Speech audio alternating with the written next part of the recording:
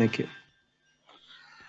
Okay, today we are moving on after a very long time, a very long gap. We are going to start the seventh chapter of Program Management Standard, and that is about life cycle. Previously, what we have done is we have covered the first six chapters. First one was the introduction, second was the program management performance domains, then program strategy alignment, fourth was benefit management, fifth was stakeholder engagement, and sixth was program governance. So as far as the theory is concerned, we have almost covered the whole of the program management. Now we have to talk only about two things. Seventh chapter is all about the life cycle, program management life cycle in detail. And the eighth chapter, the last one, is about the mapping of various program activities to the life cycle. So essentially, the eighth chapter is also going to be concerning the life cycle, how the different program management activities from various domains or knowledge areas link up to the life cycle of the program management. So in life cycle, we are going to be talking about two main headings. One is the life cycle, which we already know and understand, but we'll talk about it a bit more. Uh, you will find that there will be a lot many things which you already know, which we have already studied, but they will be reinforced. Those concepts will be reinforced. More so the reason because we are starting after so long a gap, we might have forgotten a lot many things which we studied earlier. So therefore, this would be a good revival of what we have already understood. So program lifecycle will cover all the phases, the definition phase, delivery phase, and the closure phase. And in program activities and integration management in general, we'll talk about the integration management and how do they map, how the other activities do map. But at the same time, remember, eighth chapter will talk more in detail about each and every activity of the each and every domain. So there are going to be 10 domains or knowledge areas, and those knowledge areas and how do they map to the life cycle as it is shown in 7.2.3, the last heading, that will be explained in chapter 8.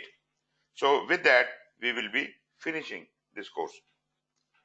Starting off with this chapter, first of all, the program lifecycle. Lifecycle, as we all understand from the concept of the project management and later on about the program management, in order to ensure the realization of benefits, because here we are more concerned about the benefits. In program, we talk about benefits, not the output or the deliverables.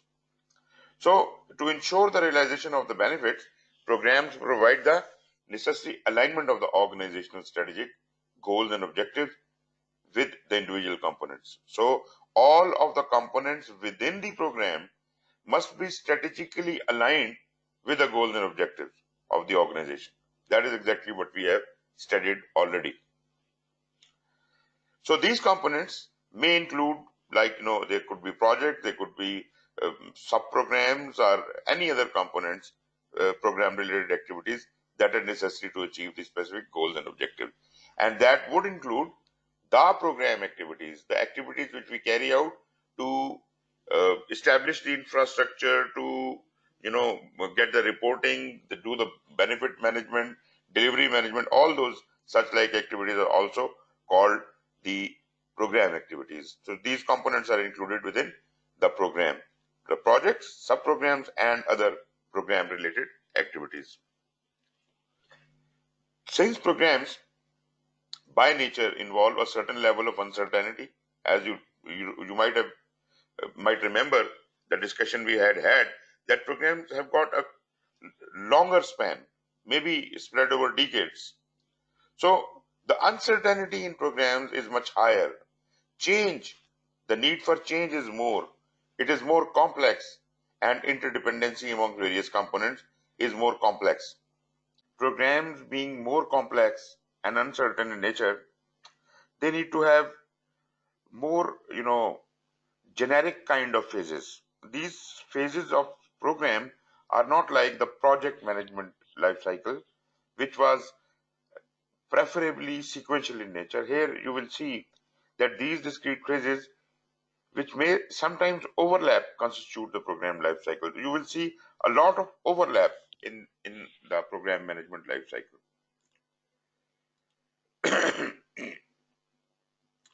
So the program lifecycle management spans the duration of the program, just like project program, the whole duration of the program, which may be as long as decades. This is all encompassed in the program lifecycle management, during which it contributes to and integrates with the other program domains, as well as the supporting program activities. What are the program domains? Program domains are just like the knowledge areas, as we used to have in project management. Knowledge areas, here we are calling them program domains, and other supporting program activities, which include the infrastructure of the program and delivery management and all that. So those are the supporting program activities. Programs function similarly to projects, as we were just saying, in that the program is defined, benefits are delivered, and program is closed. So uh, the general opinion which people carry in market is that programs are something like operations and they never finish. No, programs do finish, but naturally, because they are much larger in size but larger in duration, probably it doesn't seem like that they are ever going to end. Sometimes they may span a lifetime of a human being. So that seems something infinite. But programs also have to begin somewhere and have to be ultimately closed. So programs also do close. However, unlike projects, programs involve the coordination and sequencing of multiple components above what is required at an individual project level. Let me check if it is being recorded. Okay. So as far as the program activities are concerned, as I have already explained, that there will be a lot many program activities going on while the program is happening, and program components are being executed.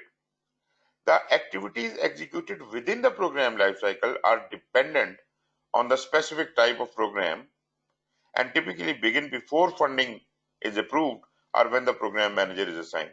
You see, in projects, we used to start where the project charter is issued. Here, in program, we are much more involved much before the program comes into being, rather when the program funding is being approved, when the program feasibility is being created, the program lifecycle has started already. So uh, it usually begins, the program life cycle usually begins before the funding is approved or when the program manager is assigned. So the assignment of program manager may be part of the program life cycle. There is often considerable effort expended prior to defining and approving a program, and that is preparing for the program.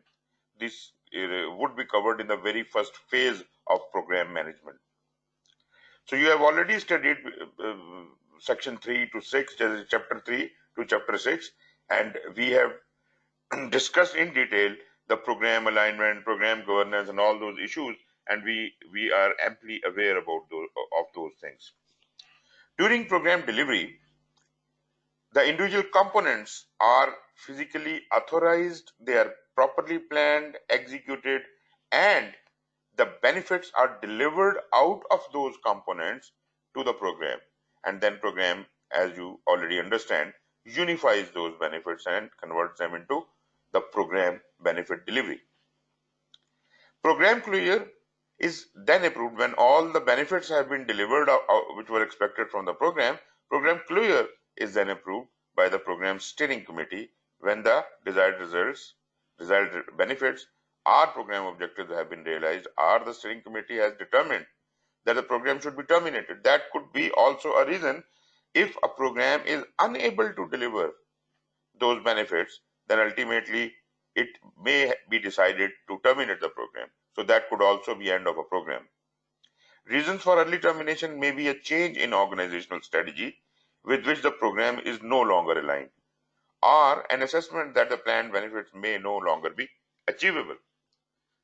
So these could be the reasons to kill a program.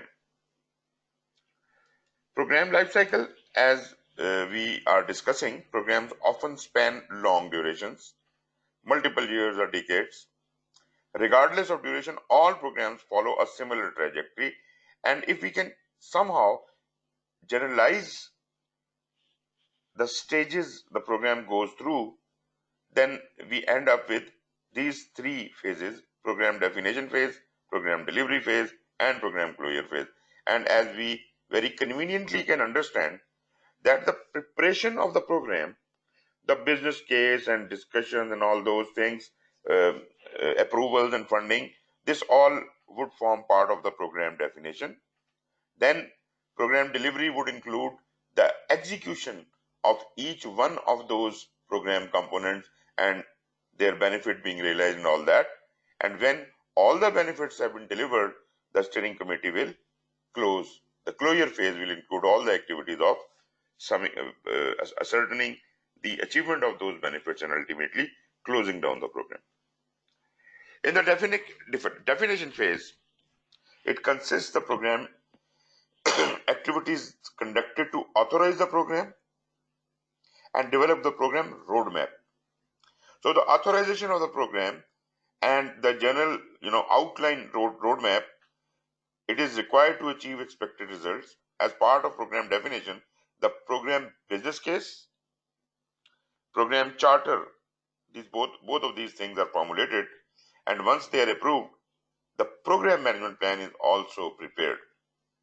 So this was all the part of program definition phase. We have the program charter, we have the business case, program charter, and the program management plan. And definitely the assignment of program manager is also part of this phase. In delivery, it comprises those program activities performed to produce the intended results of each component, meaning that execution of each component in accordance with the program management plan. So program management plan we have created already in the previous phase, and now we are working on that program management plan. Throughout this phase, individual components are initiated, planned, executed, transitioned, and closed. So those individual projects or program components are actually being executed, or right from initiation till closure of each of these projects within the program will happen here. And while that is happening, the benefits will be delivered, and those benefits are delivered, they are transitioned and ultimately sustained, as we have already been studying. In the closure phase, program activities necessary to transition the program benefits to the sustaining organization, that is the transition to the organization which is going to take over, and formally closing the program in a controlled manner. During program closure, the program is transitioned and closed or terminated early. As you understand, in case we decide not to go ahead with the objectives of the program, they are unachievable or the strategy has changed, so we terminate them early. Our work is transitioned to another program. That is also one of the options, that whatever we have done here in this program, the output of this is now being given as an input to another program. That could also be a kind of a transition. So diagrammatically, if you look at it, you can see these three phases very clearly. I hope you can see this diagram. You can clearly see that we have got the program definition, program delivery, and program closure. Program definition has further two sub phases: program formulation and program planning. Then in program delivery, we have further three sub phases: component authorization and planning, component oversight and integration, component transition and closure. and ultimately the program closure. So the rest of the chapter will be talking about these individual subphases and phases. Coming back to the definition phase, as we understand that this will include those activities which will authorize the programs and develop the program roadmap. As a result of the authorization of the program, we will get the program charter, and from the roadmap we get the program roadmap. They are required to achieve the expected results. It typically includes activities that are performed as a result of an organization's plan to fulfill strategic objectives or achieve a desired state within an organization's portfolio. So we understand why are we doing this program?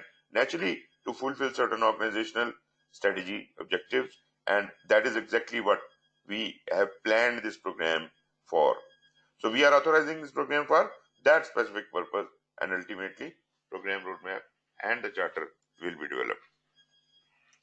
There may be a number of activities executed by a portfolio management body prior to the start of the program definition phase. I hope you understand that portfolio management is a higher level than the program management, and naturally the programs have taken birth out of the portfolios. The justification provided by the portfolio would have given rise to the need for the program. So therefore, there are a number of activities executed by the portfolio management body prior to start of the program definition phase. That is the area in definition where we create the business case. The portfolio management activity develop concepts for the product, services, or organizational outcomes, scope frameworks. That is a portfolio job. This is not your program management job. So portfolio is looking after the scope framework, the initial requirements, timelines, deliverables, and accepted cost guidelines.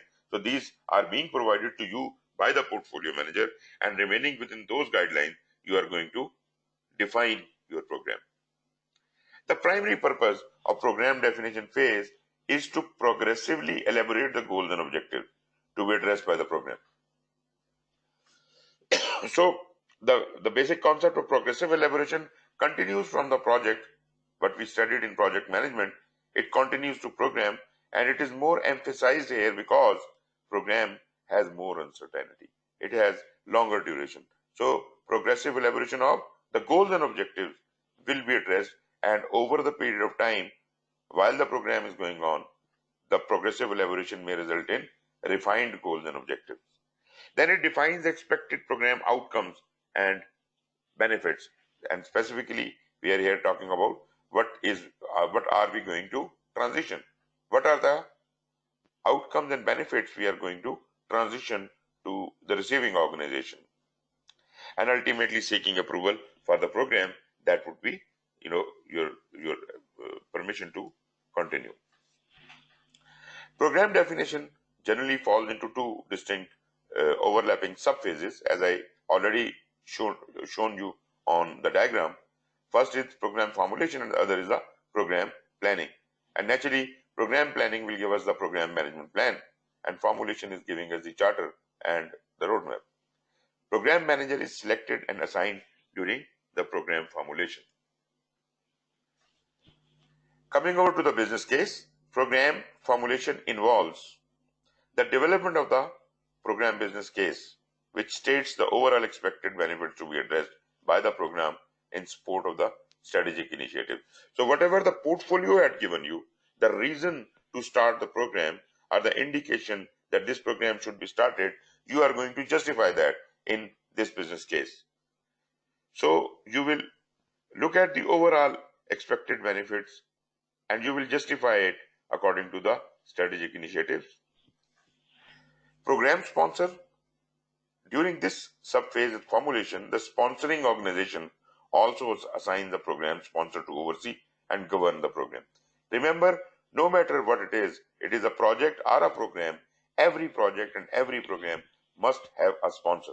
And that sponsor, from project management point of view, should be a single person or entity who actually takes on the responsibility as the boss of the program manager or the project manager. In this case, program sponsor is ultimately the boss of the program manager, and he is a single point of contact who will coordinate with other key stakeholders, which otherwise people may like to call other sponsors.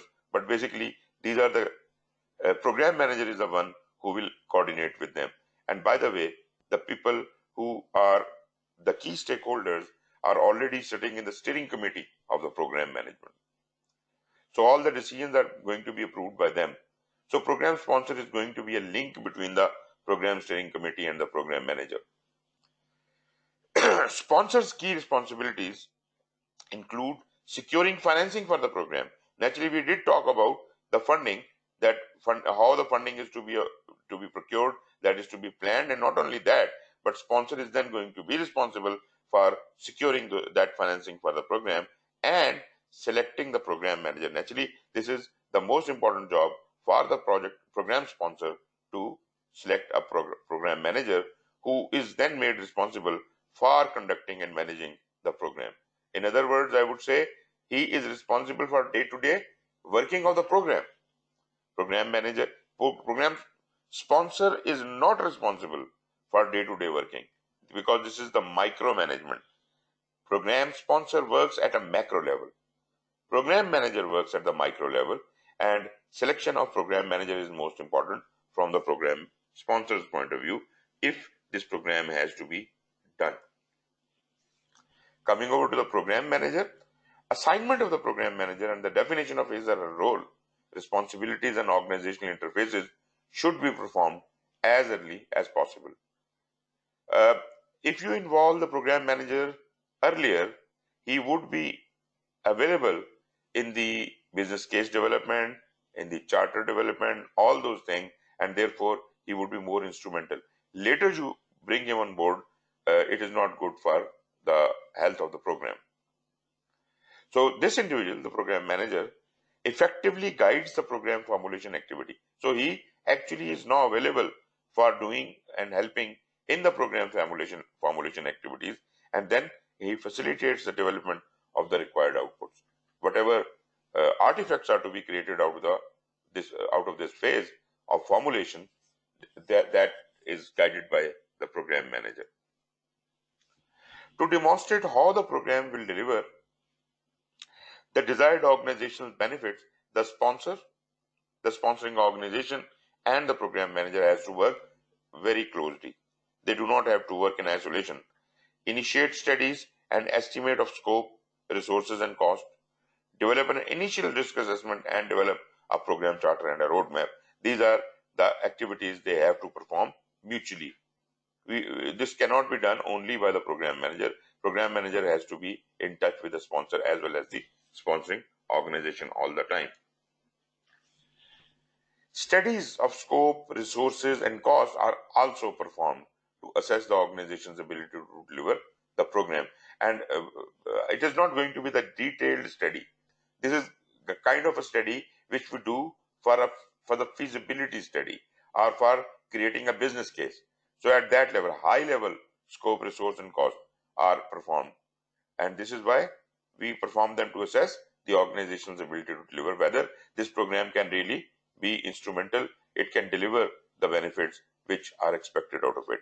So like it is a feasibility, if the program manager and program sponsors feel that this program will not be able to deliver the desired benefits, so that program will not go a step forward.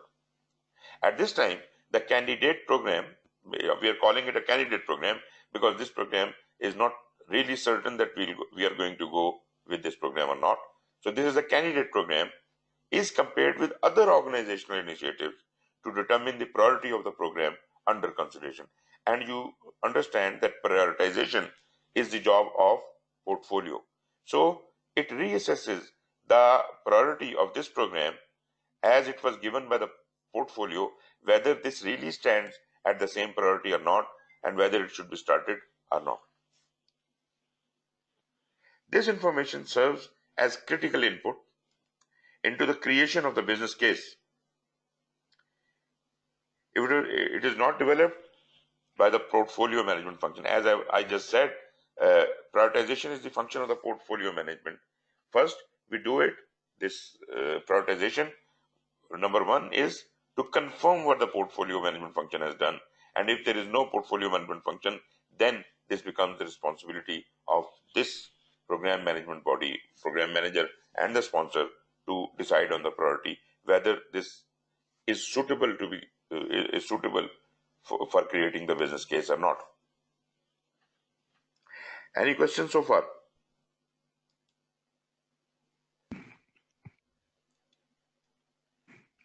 Just a clarification, did you say program manager works at the macro level and project manager at the micro level? No. I said program sponsor works at a macro level, and Okay. program manager is working for program on the micro level. For program, not for projects. Right? From the perspective of the program management, program manager works at the micro level of program activities. I am not talking about the projects.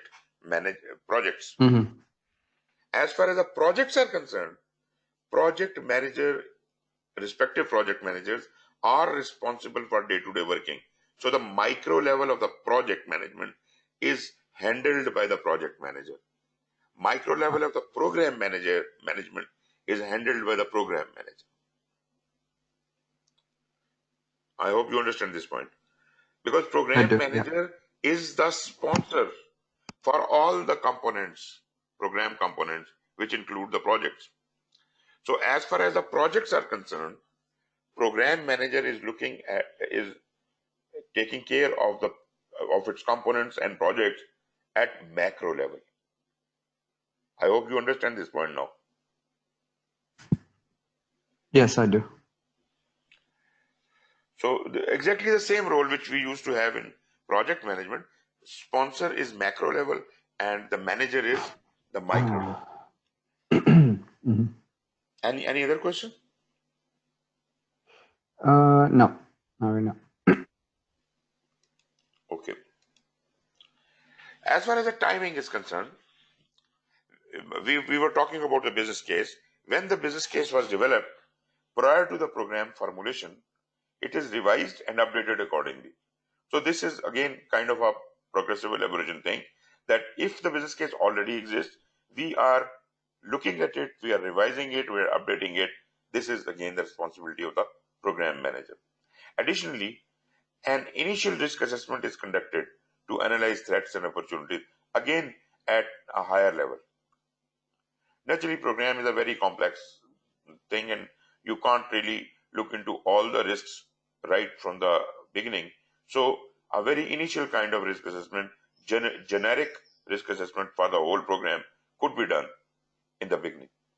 This analysis helps determine the probability of program successful delivery of organizational benefits and helps identify risk response strategies and plans. So this is part of the feasibility or the business case that if it is too risky a program, if it is too risky a program and the probability of accomplishing the ultimate objectives is not much, then probably we should not start it. Or even if we have to, then what could be the risk response strategy? We may have an idea about that. So we'll talk a little more about the domain of program risk in the next chapter, that is chapter 8 or section 8 you may call it.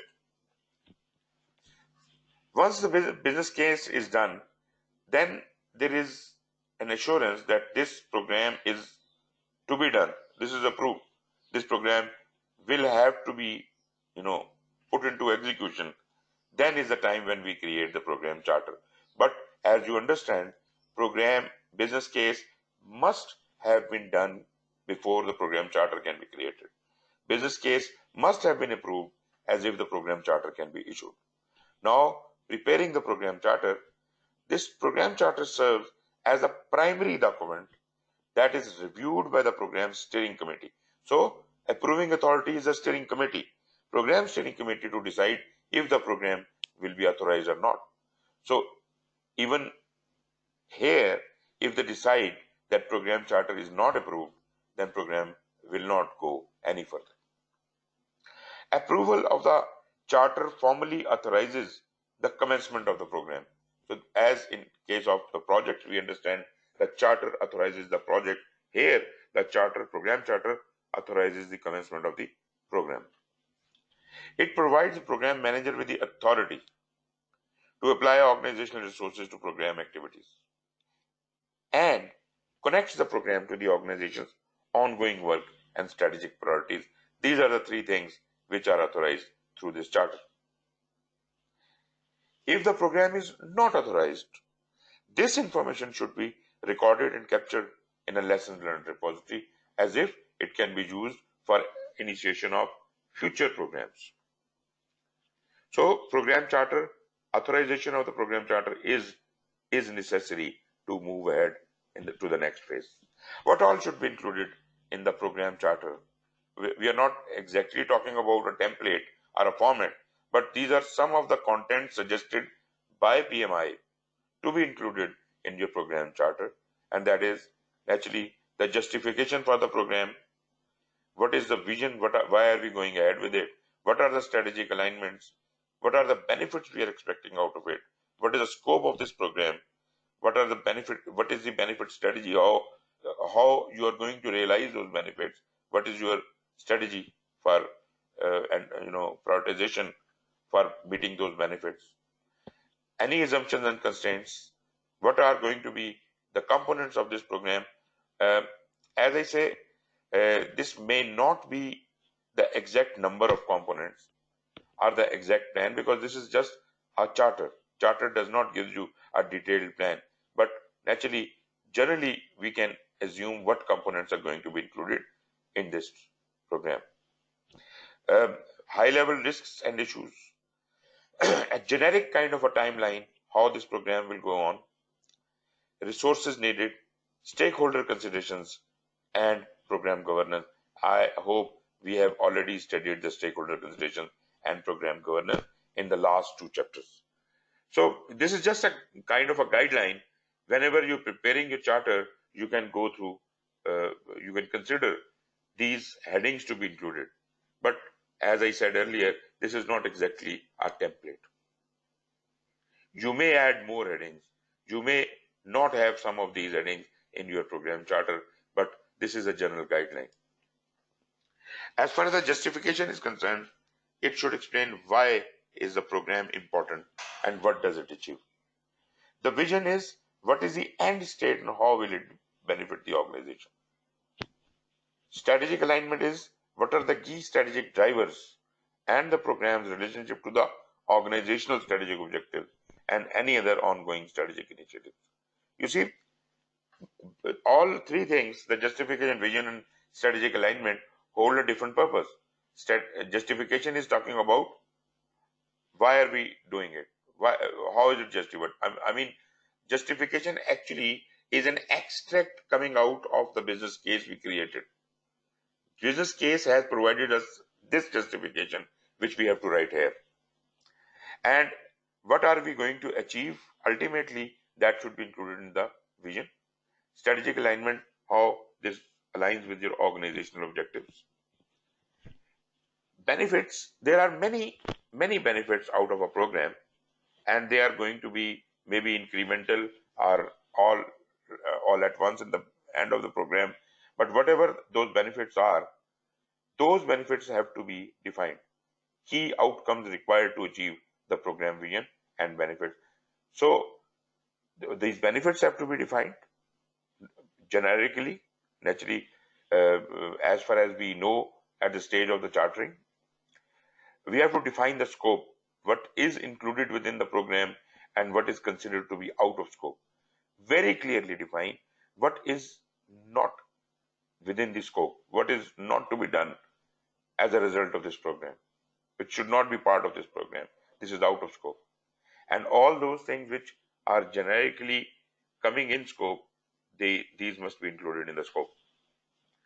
Then your benefit strategy, your approach to ensure the realization of planned benefits. Assumptions and constraints. Naturally, assumptions and constraints, We may not know all the assumption and constraints right in the beginning, but howsoever and whatsoever we can understand and gather at a very high level, these must be identified. What are the assumptions, constraints, dependencies, and external factors considered, and how have they shaped or limited the program's objectives? Then components. What are going to be the projects or sub-programs or other activities of the program? How are the project and other program components configured? Configured means how are they going to occur? Meaning maybe this component precedes the other component. So that kind of common understanding what is to happen in the program and which components are to be there. Program component, I'm not talking about a roadmap here, but generally we will understand what all projects are going to be included in this program and generally how they will be configured. What will be done first, what will be done later.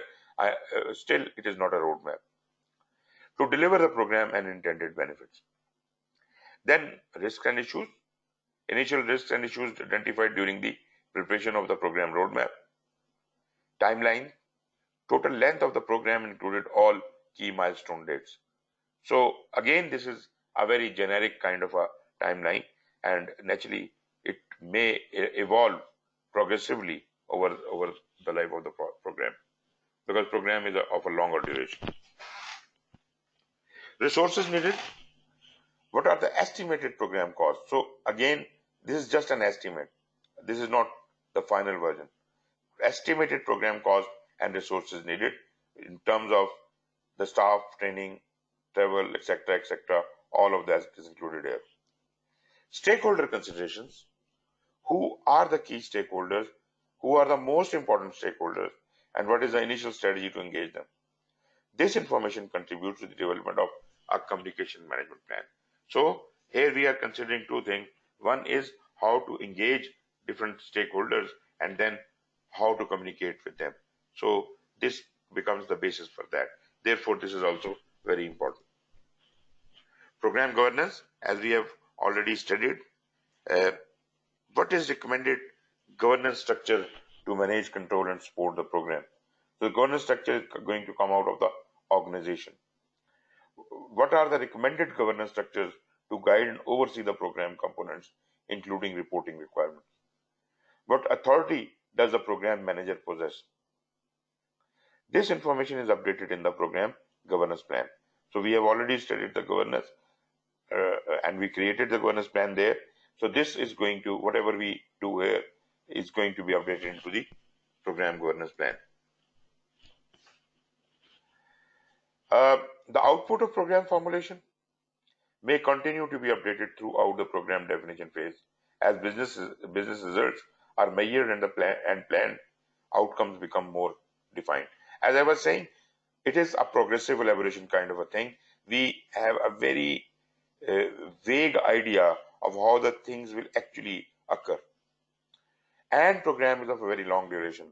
So seeing the results of various components and various activities, program activities, we will keep refining our business results. Keep looking at the business results, keep measuring them and planning the outcomes ultimately. So program management plan may be revised over the time. Program planning commences upon formal approval of the program charter. So you should have a program charter as if you can start planning. So classically speaking, program business case was a predecessor to the program charter, and program charter is a predecessor to the program management plan and the program roadmap naturally. And program charter must have been approved, after which we can move on with further activities. In this phase, the governance structure is established. So we have adopted a governance structure as defined earlier. The initial program organization is defined and team is assembled to develop the program management plan. So as much team as required to create the program management plan would come into being. So here we have done two things. We have done the program business case and the program chart. Now coming over to the program management plan. Program management plan, again, this is a document that integrates the program subsidiary plans and establishes the management controls and overall plan for integrating and managing the program's individual components. We have already identified various components in the charter. Those components are now sequenced in form of a kind of a Gantt chart here in the program management plan. But as I said, this is going to be an outline plan only. This is not going to go into the detail of the project management of each project or each component. This is going to be an outline plan for the program, how the program will unfold. These controls measure performance against the program management plan. So whatever controls you have defined, those management controls or the measurements would be carried out as per the program management plan using information that is collected and consolidated from the constituent project. So when you will be conducting your components projects, those projects will give out some certain benefits or results. Those results will be measured against the program management plan as if they are fulfilling the purposes of the program management plan or not.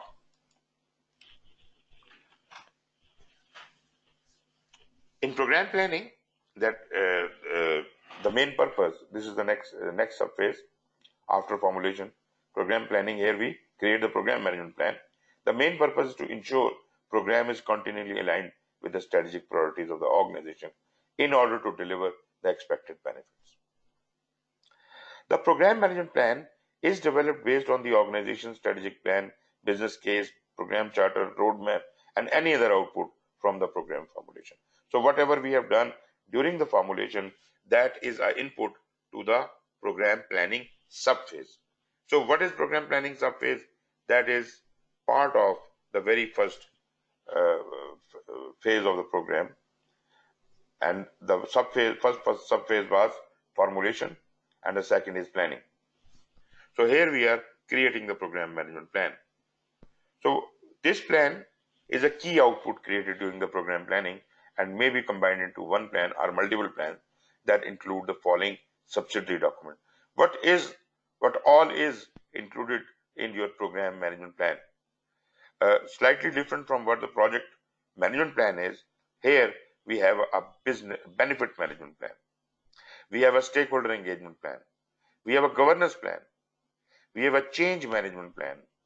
We have a communication management plan, financial management plan, information management plan, procurement management plan, quality management plan, resource management plan, risk management plan, schedule management plan, scope management plan, and a program roadmap. So you see that program roadmap has become a part of the program management plan. And apart from the program roadmap, we have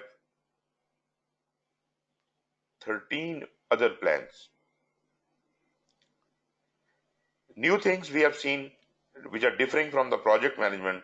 We have the benefit management plan here, which we do not have in project management. We have a governance plan. We have a change management plan, which we may or may not have in projects. Then we have financial management plan, which is different.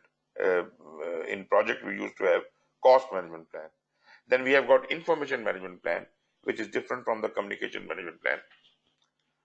And rest everything else is same. So we have differences are benefit management plan, governance management plan, change management plan, financial management plan, information management plan, and ultimately the program roadmap. These are the additions. Once the program management plan has been approved, you have created it and you have put up for approval. Once it has been approved, and the program delivery phase can begin. So until and unless this program management plan is approved, we are still in the program planning subphase. When it is approved, then we move on to the next phase, which is the program delivery. However, it is important to remember that development of this plan is an iterative activity. As I said earlier, this is not, the final document. Though we have a program management plan, but this is highly flexible. While we are delivering the program benefits, we can always keep changing the program management plan. So this is an iterative activity. Since it is prepared early in the program life cycle, and conflicting priorities, assumptions, and constraints may arise due to changes in critical factors such as business goals, deliverables, benefits, time, and cost. So whatever the Gantt chart you have created, the schedule and cost you have planned, that is not going to be ultimately final. This may change over time. Any updates and revisions to the program management plan and its subsidiary plans are approved or rejected by the program governance performance domain. So governance is responsible for approval and rejection. All the principles and rules are given by the governance, and governance performance domain is actually going to take care of all the approvals and rejection.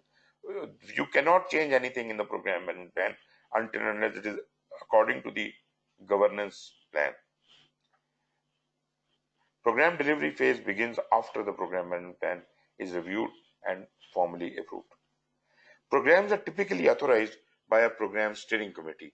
As we understand, the program steering committee is approving the business case, it is approving the program charter, and naturally the program management plan as well.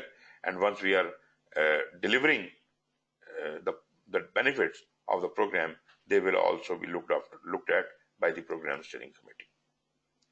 So this brings us to the next phase. So before I can start the next phase, any questions so far?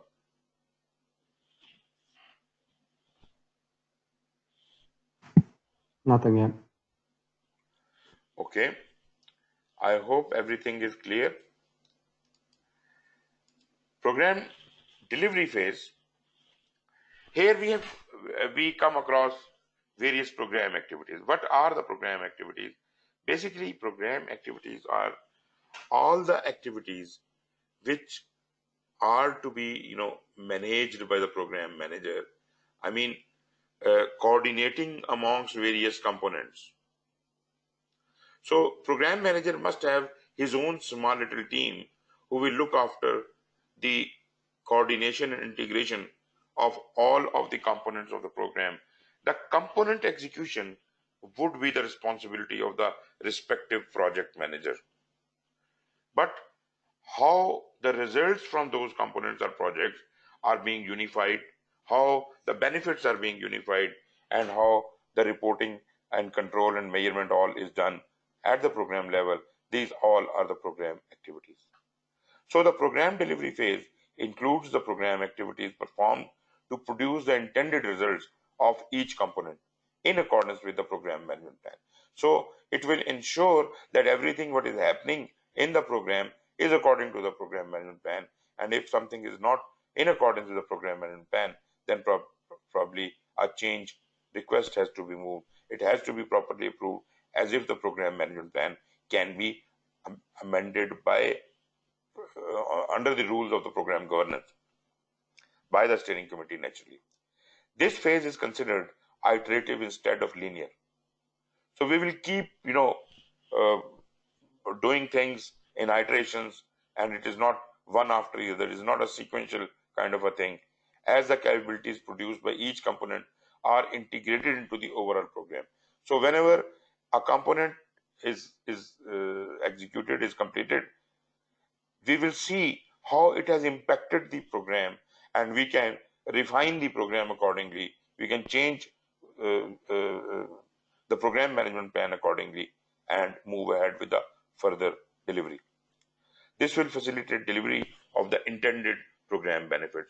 So you can always correct your direction during the life of the program. The program management team, as I said, they are actually looking after the coordination of all the components, and they are handling actually the program activities, program level activities. They provide oversight and support to position the components for successful completion.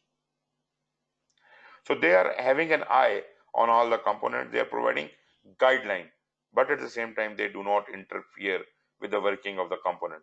They just provide the guideline. whenever there is a result coming out of a component, and they measure the result and then they advise on how the things could be done. This is the work of the program management team, and some people call this program management team in certain large projects as program management office. The component work and activities are integrated under the program umbrella to facilitate the management and delivery of program benefits. So this is the integration point. This is the big umbrella of the program, although each component is responsible for monitoring and control of that component. Project managers will be responsible for the monitoring and control of their project, but the results or the benefits coming out of those programs would be looked at by the program manager, and overall guidance could be provided by the program manager and his team. The work in this phase includes the program and execution of the program components. Component management plan, meaning what? Each component, whether it is a project or a sub-program or whatever it is, it must have its own respective management plan for cost, scope, schedule, risk, resource, etc. Just like as suggested by PMBOK, because component management is project management. So all the rules of project management apply to the component management. So all the management plans required would be in accordance with project management body of knowledge. So they are developed at the component level by the project managers. Naturally, it is a component level work, and integrated at the program level. So those component plans would be submitted to the program manager, and he would be summing them up into and summarizing them into the program level. So this is how program management plan can be further enhanced or improved. So this is an integrative work, and it is to maintain alignment with the program direction to deliver the program benefits.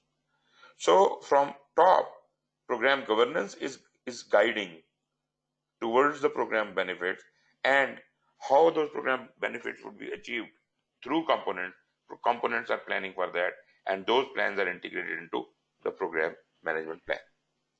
Interaction with components to accomplish goals, manage changes, and mitigate risks and issues are managed through the program in order to position the program for success. So if it is properly integrated, all the components of the program, then we have a recipe for success. We are positioned for success.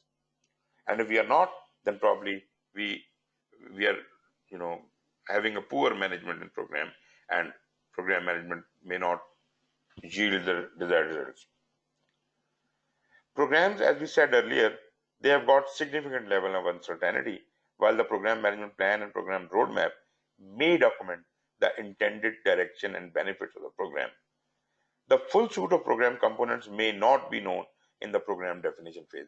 When the program management plan and the program roadmap were created, we did not know a lot many things, and they are only being revealed to us during the program delivery phase, and therefore this is but natural that program management plan and program roadmap will be revised naturally through a proper change request procedure. To accommodate this uncertainty, the program manager needs to continually oversee the components throughout this phase, and when necessary, replan for their proper integration and realign to accommodate changes in program direction through adaptive change. The program manager is also responsible for managing this group of components in a consistent and coordinated way in order to achieve results that could not be obtained by managing the components as standalone efforts. I hope that is amply clear. Although this is the use of a lot many words, but this is exactly what it is, that we want to be consistent. We want to have a consistent and coordinated effort, as if we can achieve results that could not have been achieved by individual components. Those projects within the program could not have yielded those benefits which they can yield now by being under the program. Therefore, the coordination through program is more effective and more benefit related. The delivery subphases could be the component authorization and planning, component oversight and integration, and component transition and closure. Now, when we talk about these subphases, they are component specific. For each component you have, every component will go through these three phases. Every component needs to be authorized and planned. Every component will have an oversight and integration, and every component will have to be transitioned and closed.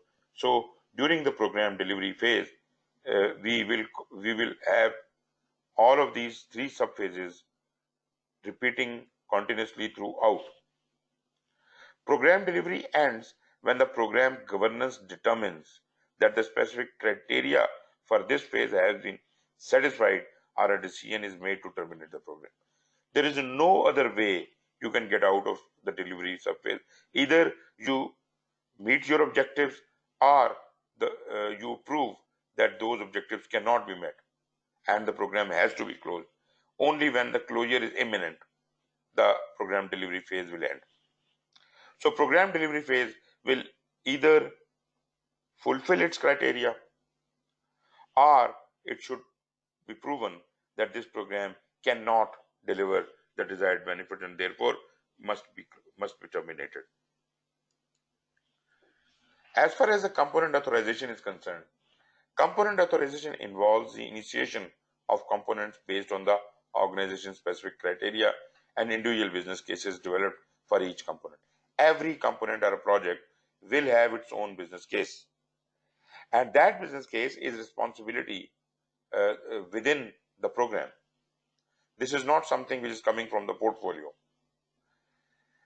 Why are we creating these business cases for the components is because our program needs to do something. To meet, we give birth to the projects or the components which are feasible for furthering the purposes of the program, which will yield the benefits for the program. Therefore, these business cases are for the projects or the component, and each individual business case will justify the existence of each component we are going to add to this program. These criteria are generally included in the program governance plan. So again, refer to the program governance plan, which defines how this criteria is to be established and what is the criteria. The program governance performance domain provides guidance for processes leading to component authorization. How the component should be authorized, the procedure is explained there in the governance performance domain. A number of activities are required to verify that a component properly supports the program outcomes. Again, the justification for a component should be that it should support the program outcome or the program objective and align with the strategy and ongoing work of the organization. So if some component is not being justified for that, that will not be added to the program. These activities may include performing a need analysis, conducting a feasibility study, or creating a plan to ensure the projects realize their intended benefits. So we are not concerned about the output of a project. We are concerned about the outcome or the intended benefit which is actually coming out of that project and which is going to be contributing towards the program. Then we move on to the component planning part. Component planning is performed throughout the duration of the program delivery phase. In response to events that require significant replanning or new component initiation requests submitted by the requesting component. So change requests, the new component initiations and all that is all part of the component planning, and this is going to go on throughout the program delivery phase. This is does not just finish in the beginning of the delivery phase that we have planned all the components. You can't have planned all the components because all the components are not happening simultaneously. So maybe one component is going to start after the completion of another component. So this is going to go on till the end. So the component planning will also go on till the end.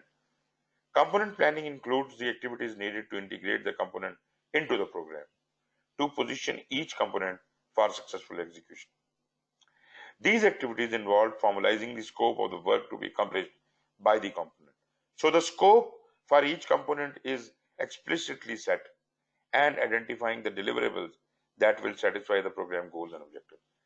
Not only the scope is established, but the deliverable is defined, properly defined, and then from the component point of view, this is also understood how those deliverables are going to be translated into meeting the program goals and benefits, meaning how those deliverables can be converted into benefits. This is the part of the component planning. Associated management plans, each component has associated management plans, as I described earlier. That could be, the project management plan, which we understand from project management body of knowledge, PMBOK. The project management plan for each component should be there. The transition plan, this is an additional plan. Transition plan, how the benefit from this project will be transitioned to the receiving party. Operations plan, maintenance plan, and or any other type of plan depending upon the type of work under consideration. So this is not only the project management plan we are concerned about a component, but we have to have a transition plan, operations plan, maintenance plan, and any other plan for that matter as required. The appropriate information from each component plan is integrated into the associated program management plan. So whatever information is extracted out, which is of use to be included into the program management plan, that would be taken in. This includes information used by the program to help manage and oversee the overall program progress. So this is not only going to help uh, integrate the component, but also it is going to help us in better management and overseeing of those of the progress of the whole program. In the context of a program, some components may produce benefits as individual components, while other components are integrated with others before the associated benefits may be realized. So we understand that some of the components or projects may ultimately yield specific benefits directly, or maybe the output or the deliverable of various components may have to be integrated as if they can yield some associated benefits. Each component team, the project team, executes its associated plan and program integrative work. Throughout this activity, the component provides status and other information to the program manager and to their associated component, so their efforts may be integrated into and coordinated with the overall program activities. Then these have to be consolidated, all the components. There may be cases where program manager may initiate a new component to consolidate the integration effort of multiple components. Meaning what?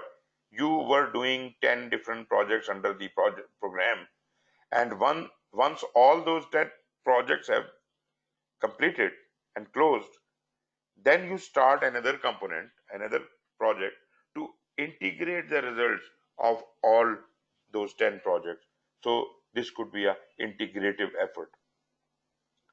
And the integrated benefit will actually come out from here. Without this step, individual components may produce deliverables. Yes, of course, every project which we have done out of the 10 projects, each project has given us some deliverables. However, the benefits may not be realized without the coordinated delivery. So I'm not saying that this is going to be always the case, but in some of the cases where the deliverables cannot be directly translated into benefits, then we have to add another component to process those deliverables into benefits. So this is for that. Scheduled for closure. After the program components have produced deliverables and coordinated the successful delivery of their product, service, or result, these components are typically scheduled for closure. Each component must close when it has delivered its deliverable or the benefits. This component must close. So this must be scheduled for closure or even transition to operations or ongoing work. Component transition addresses the need for ongoing activities such as product support, service management, change management. These things are beyond the project management. The delivery of the project has been completed, but the component transition may continue, which could include these things: product support, service management, change management, user engagement, or customer support from a program component to an operational support function in order for the ongoing benefits to be achieved. So for the achievement of those benefits, these additional activities, these additional working may have to be conducted. These may not be part of the individual projects, but this, after the project has delivered its output, then these activities may have to be done for transition purposes. Criteria for performing these activities and the organizational expectations are again documented in the governance plan. Your governance plan is the key that gives you all the rules and regulations. Then is the component transition and closure. Prior to the end of the program delivery phase, all component areas are reviewed to verify that the benefits were delivered and to transition any remaining projects and sustaining activities. So this is the proof that all components have been transitioned and properly closed. The final status is reviewed with the program sponsor and program steering committee before the authorizing formal program closure. They will close all the components. They will ensure that all the components have been closed, because if any one of the components is still ongoing, program cannot be closed. Then finally, the program closure phase. Here, the final transitioning of the program. Program closure phase includes program activities necessary. We are now talking about program activities, because now we are transitioning the benefit of the whole program to the operations. So includes program activities necessary to transition program benefits to the sustaining organization and formally close the program in a controlled manner. During program transition, the program steering committee is consulted to determine whether the program has met all the desired objective benefits and that all transition work has been performed within the component transition, or there is another program or sustaining activity that will oversee the ongoing benefits for which this program was started. So either you are handing over the rest of the work to another program, or you are transitioning everything to a sustaining organization. So both either of the two will have to be done, and the decision has to be taken by the program steering committee. Transitioning activities. In the second instance, there may be work required to transition the resources. I mean, the second instance was where we are handing over the results of this program to another program. So our program will close, but another program will take on the responsibility. This is the second instance. There will be work required to transition to the resources, responsibilities, knowledge, and lessons learned to another sustaining entity. Once the transitioning activities are completed, the program manager receives approval from the sponsoring organization to formally close the program. During the closure phase, specific activities are performed which are described in detail in subsequent things. Okay, so we are done with 7.1, and we talked about all the phases, all the three phases and their subphases. If anything you need to discuss, you can discuss now.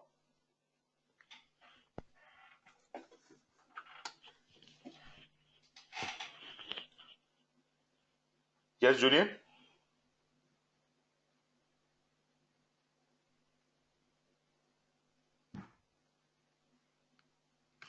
No, it's everything seems to be falling into place with this more like project management. Hmm. Um, is it okay if we leave this here, or are we going to go more deeply into it? Actually, there is a small part left that is about the same chapter, Okay. program activities and integration management, a very small part. I think we can finish it in half an hour. Okay. That's okay then. If you are not busy otherwise. No, no. If it's no more than 30 minutes, that should be okay. I hope we can finish it in 30 minutes. Yeah. Sure. Right. So, talking about the program activities and integration, two things. Program activities, as I said, these are all the activities which the program manager through his team will perform to coordinate the work of all the components. Uh, and naturally, this is an integrative activity. So integration is a main thing. As you see in the program management plan, we did not see an integration management plan. Integration management is separate from the program management, and that integrative activity, the integrative work is done at this level. As defined in section 1, in the previous one, program management refers to the alignment of various components, like projects and other programs or whatever.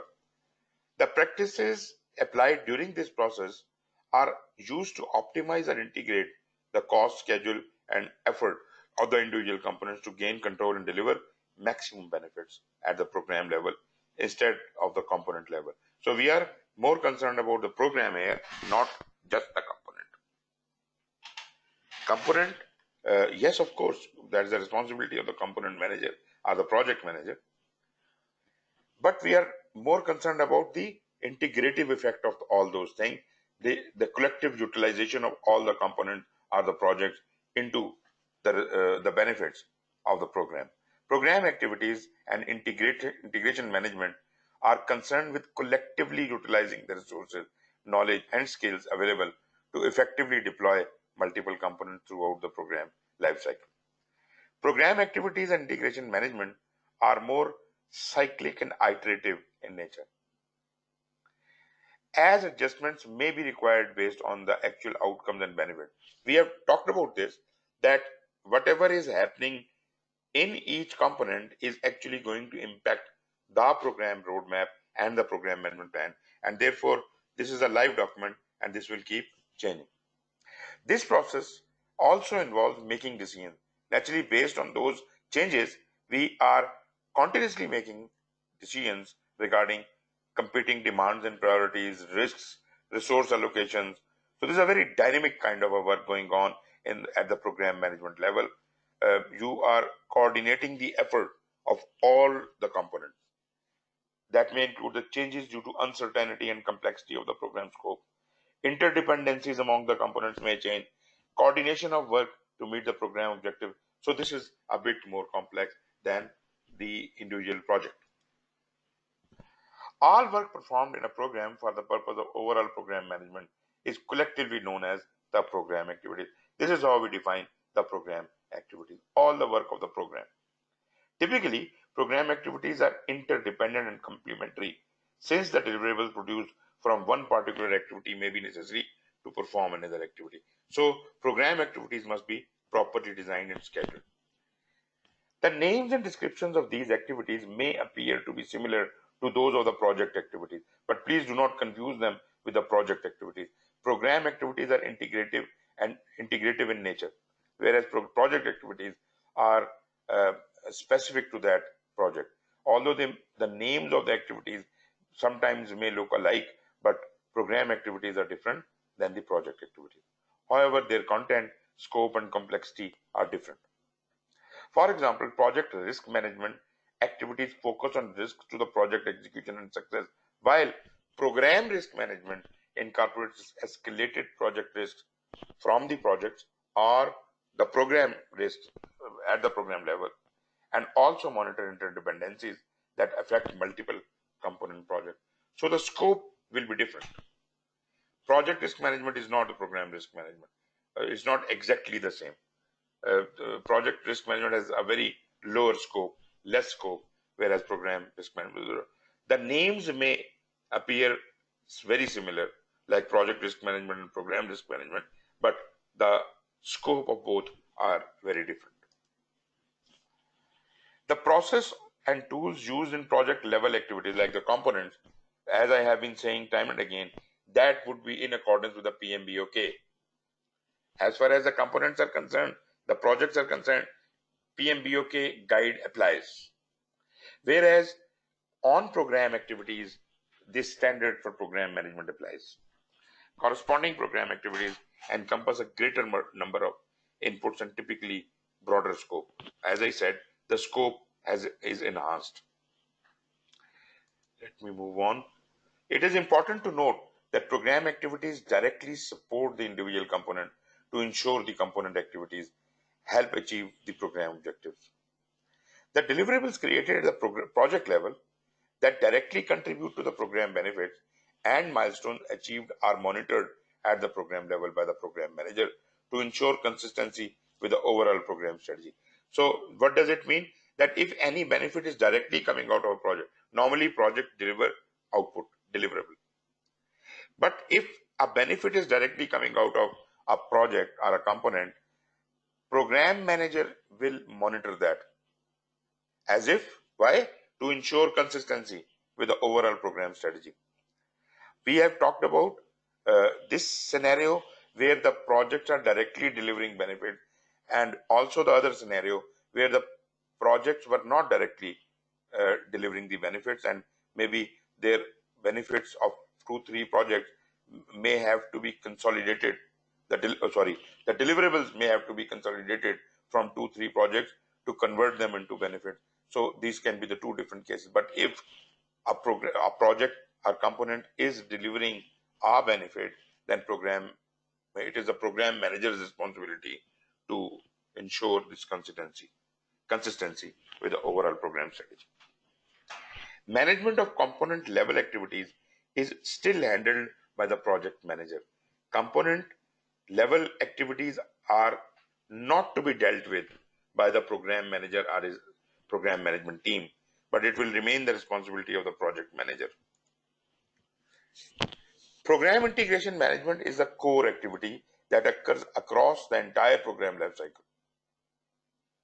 So the integration of the program will keep happening throughout the program lifecycle. It includes the activities needed to identify, define, combine, unify, and coordinate multiple components into the program. Throughout the program integration activities, there are numerous interactions with other program performance domains, and I'll be showing you that. What are the integration activities? So just have a look at it.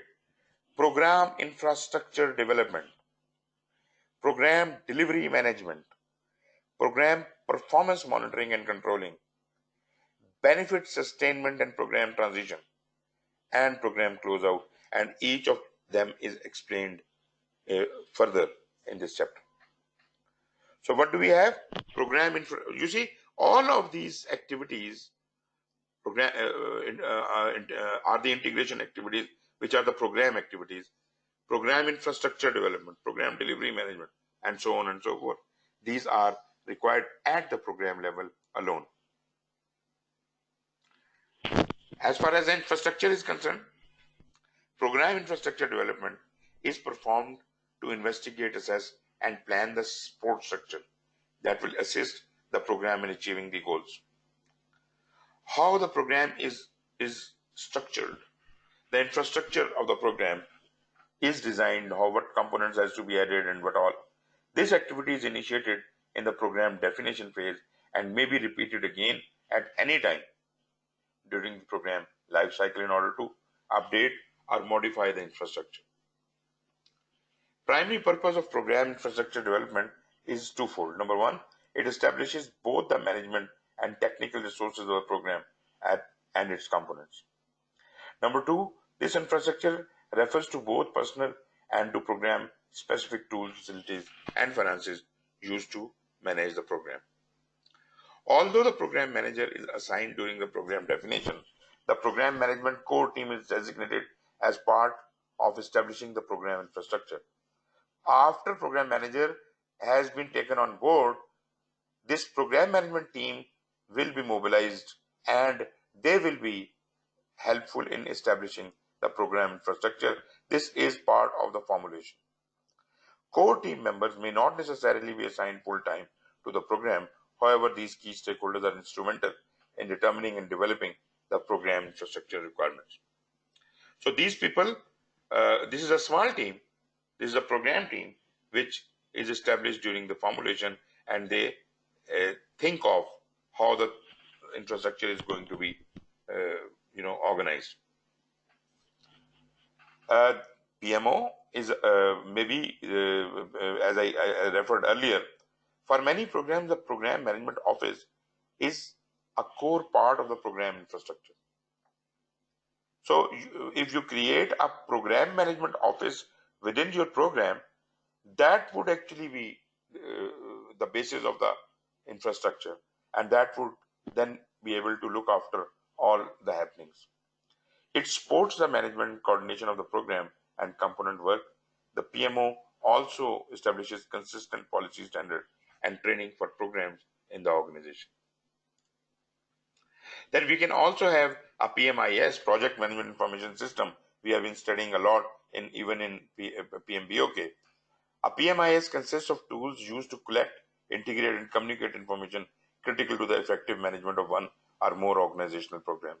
So it's kind of a online kind of a tool, or maybe electronic tool which helps us manage the various integrative requirements, communication requirements of a project or a program.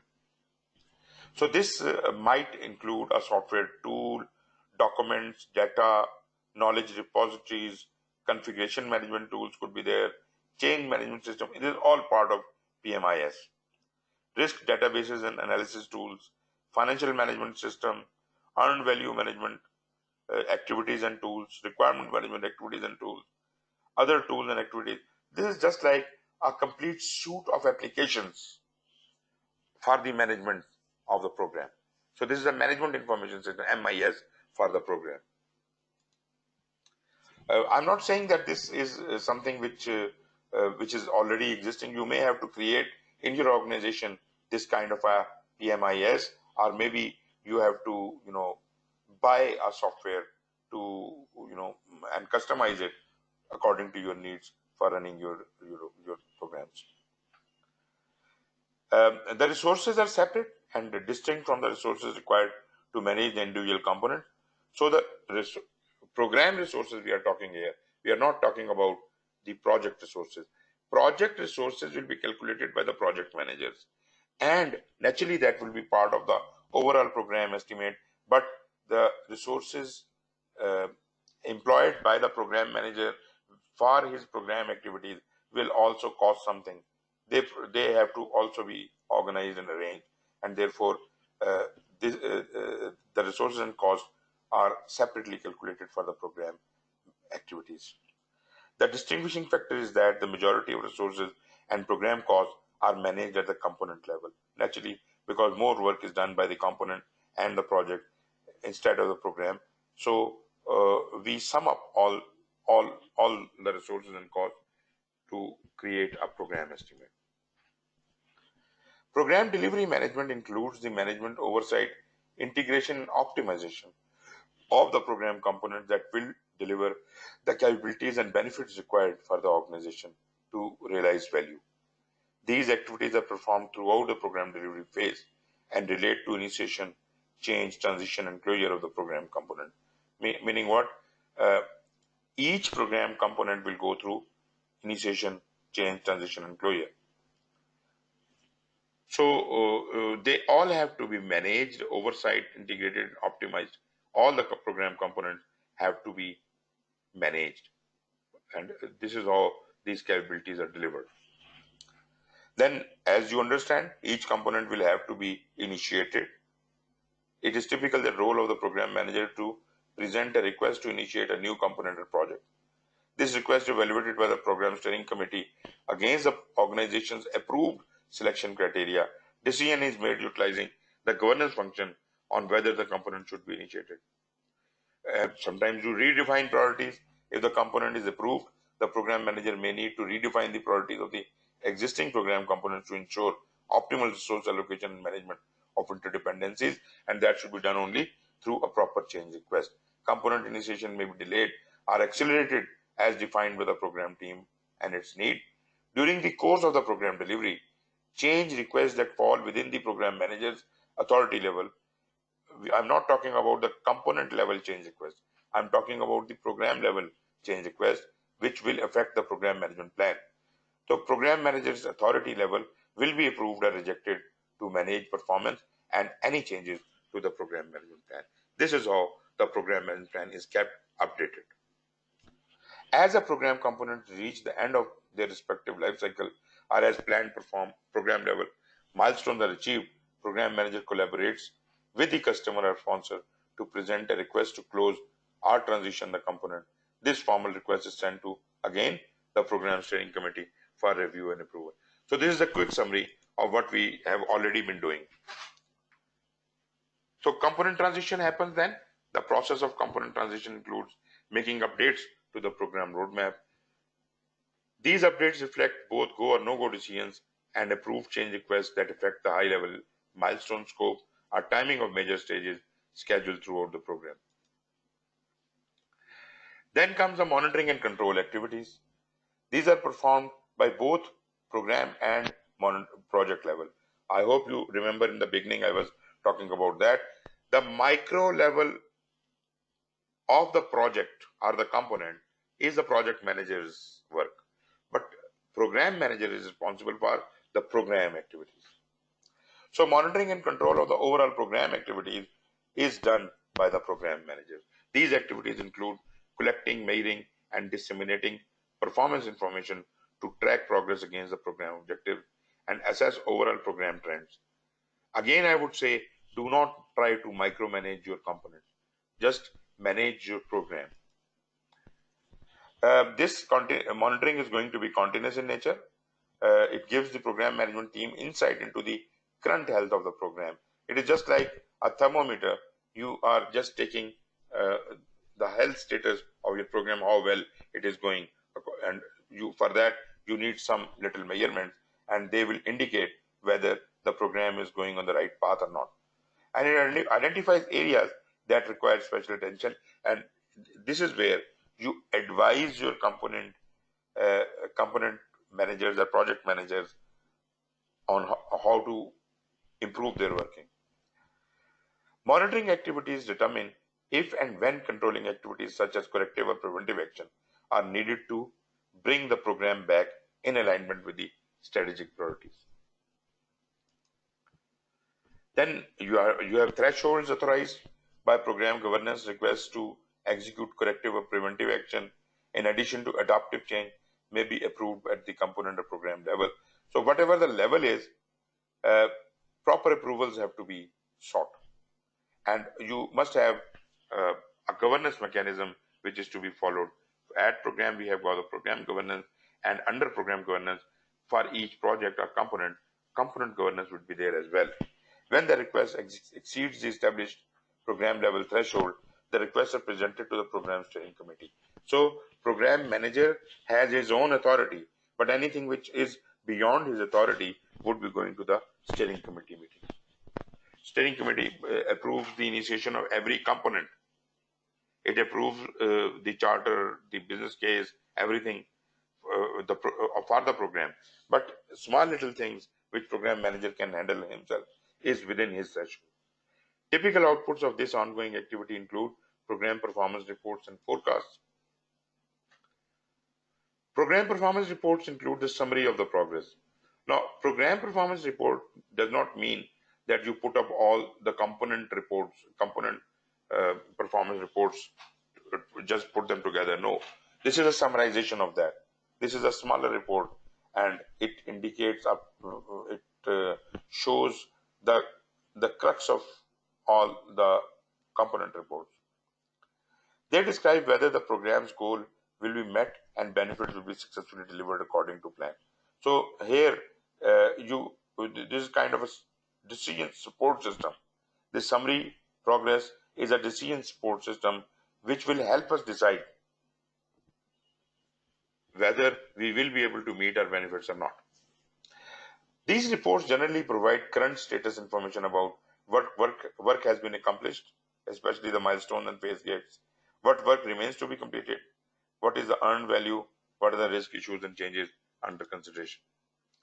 Then forecasts enable the program manager and other key stakeholders to assess the likelihood of achieving planned outcome and provide predictions of the program future state based on the current information and knowledge available. That is going to help, forecasts are going to help our decision making. Then is the benefit sustainment.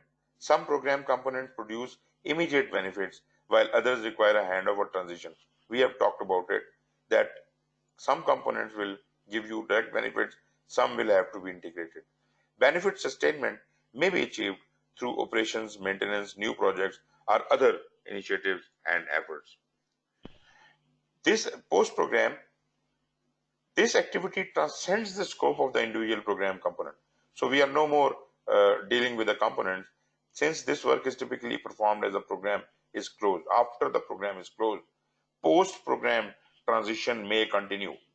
Post-program activities, they will not be part of the program, they will be the responsibility maybe of operations. During this subphase, the stewardship of sustaining the benefits may need to transition to another organization, entity, or subsequent program. Then is a closeout. Program is closed either because the program charter is fulfilled or internal and external conditions arise that the program is to meet an early end. We have repeated that many times. These conditions may include changes in the business case that no longer make the program necessary, or a determination that the expected benefit cannot be achieved. So that was the reason. During closeout, benefits may have been fully realized, or they may continue to be realized and managed as part of the organization's operations. Successful completion of the program is judged against the approved business case, actual program outcomes, and the current goals and strategic objectives of the organization. All components should be completed or cancelled, or all contracts could be formally closed before the program itself is closed. Program could not be closed if any component is ongoing. Once these criteria have been met, the program will receive formal closure acceptance from the program steering committee, obviously. Final program report. As part of the program governance plan, a final program report may be required to document critical information that can be applied to improve the success of future programs, component project. So this will be submitted at the end. Then what should it include? It may include the financial and performance assessment, lessons learned, successes and failures, identified areas for improvement, risk management outcomes, unforeseen risks, customer sign-off, reasons for program closeout, history of all baselines, and archive plan for program documentation. So this final report is going to be instrumental for all future projects. And then this knowledge has to be transferred. Upon program completion, knowledge transfer is performed when the program management team assesses the program's performance and shares lessons learned with the organization. Final program report may also be updated with this information. Then lessons learned should be readily accessible to any existing or future program to facilitate continuous learning and avoid similar pitfalls encountered in other programs. Knowledge transfer also supplements benefit sustainment, etc. Resources are released. It is important to ensure that program resources are appropriately released as the program is being closed. You cannot continue to have the program resources employed after the program is no more. This may involve the reallocation or reassignment of team members and funding to other initiatives or programs. That may be the portfolio job. Reassignment of resources of the component level could include transitioning resources to another component already in execution or another program within the organization that requires a similar skill. Resources are released. So although these supporting activities occur throughout the program lifecycle, each activity is mapped where most of the work takes place. Informal pre-planning exercises may take place in earlier phases. What I'm trying to show now is the roadmap. That is the last slide. Just have a look at it, and tomorrow we will, day after tomorrow, we will be starting from here. Here, if you can look at it closely, uh, there are four columns. First column gives you the supporting program activities. Then are the three columns for the program lifecycle, program definition, program delivery, and program closure. So all the domains are what you can say, like the knowledge areas are shown under the program support activities. These are, we have already talked about the program activities which are integrative in nature, but these are the additional support activities like uh, program change management, program communication management, program financial management. So what all activities from these domains are there are placed under respective phase of your life cycle. For example, program change management, we have two activities under program definition. Program change assessment has to be done and program change management planning has to be done. This happens during the program definition as far as the change management is concerned. And in program delivery, program change monitoring and control will be done. For communication, again, the same two things. Program communication assessment is done and program communication planning is done. And in program delivery, we have program information distribution and program reporting. This you can read through yourself. This is on the last page of chapter 7. You can clearly go through all of these things. Next lecture will include the description of each one of these supporting program activities. Any questions? Yeah, can you give me an example of the program team members for, say, for example, for some sort of web development or app development program? Okay. As far as the web development application or any IT project is concerned, this is not the job of program manager or his team to develop the web or to do the coding or things like that. That will be done by the respective projects. This team, in case of IT, I would say you will have a very small team, maybe 2 or 3 people who are coordinating the effort of all the projects or components. So these people may have the knowledge of programming or whatever that is happening, but they will not actually be doing that. It is just like, you have supervisors or program managers or project managers who are actually not doing the work, but they are supervising it. But a project manager is supervising his own project. These people would be overseeing, like a PMO, they will be overseeing all the components.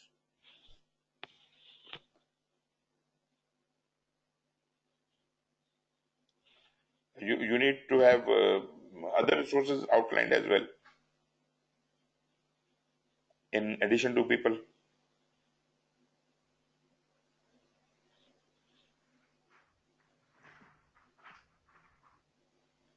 Yes, Julian? Okay.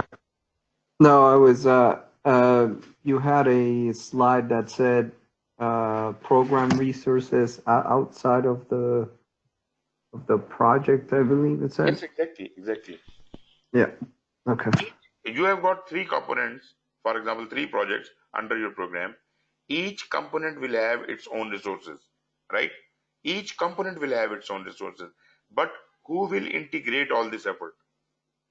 The program manager must have a small team which will actually collect the data from all these projects, check their programs or whatever he needs to do, and ultimately summarize them. They may need to have some computer terminals. You may need to have few, experts who can, analyze and summarize the results of whatever the projects have submitted. So that kind of resources I'm talking about are the program activities.